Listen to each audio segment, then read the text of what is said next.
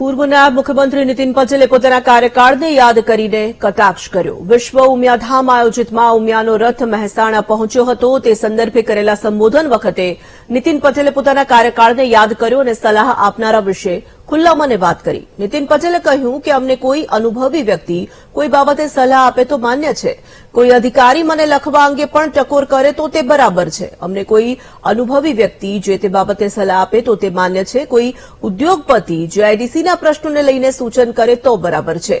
આરોગ્ય મંત્રી તરીકે મને કોઈ ડોક્ટર સલાહ આપે તો યોગ્ય છે, પણ ઘણી વખત પત્ની પણ ન માનતી હોય તેવા લોકો અમને સલાહ આપે, કારણ કે કેટલાક લોકો સલાહ ન આપે તો તેમનો દિવસ પૂરો ન થતો હોય તેવા હોય છે। હવે સલાહ આપનારાએ પોતાની કેપેસિટી જોવી પડે।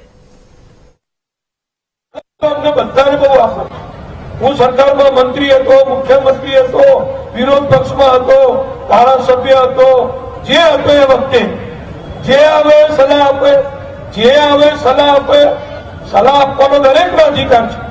અમે કઈ સર્વજ્ઞ નથી, અમને બધી જ ખબર છે, અમે બધા જ કામના અનુભવી છીએ, અમે બધી જ કામમાં નિષ્ણાત છીએ એવું નથી, પણ સલાહ આપનારની કેપેસિટી કોઈ મોટો પ્રોફેસર હોય અને મને કંઈક લખવામાં સલાહ આપે બરોબર, આ વિષ્ણુભાઈ જેવા ડોક્ટર હોય અને હું આરોગ્ય મંત્રી હોઉં અને કોઈ સલાહ આપે કે નીતિનભાઈ આરોગ્ય વિભાગમાં આવું કરવું જોઈએ તો મારા માથાફેર ગણાય। કોઈ મોટા ઉદ્યોગપતિ હોય અને એમ કે સરકારે ઉદ્યોગ નીતિ આવી કરવી જોઈએ અને મહેસાણામાં જીઆઈડીસી ને ફાયદો થાય, ઉદ્યોગોને ફાયદો થાય, લોકોને રોજગારી વધે, ધંધા વધે, આવું કરો તો ફાયદો થાય, તો એવા લોકો સલાહ આવકારીએ છે।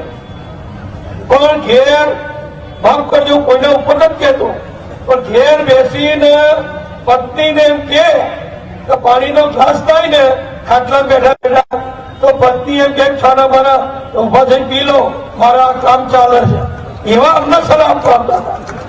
બોલો, જેના ઘેર એની પત્ની એને પાણીનો ગ્લાસ ના આપે અને એમ કે છાના માના ઉભા થઈ પી લો, કારણ કે પત્ની ખબર હોય કઈ કશું નહીં કરતા ઉપરથી ઘેર બેઠા મારું કામ વધારે છે।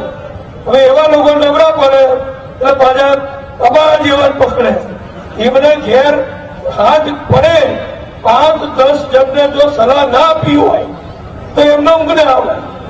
ઘણા લોકો આવી ટેવ હોય છે, પણ સલાહ આપવા પણ ભેગું કઈ સારું કામ કરો, પુણ્યનું કામ કરો, મદદરૂપ થવાનું કામ કરો।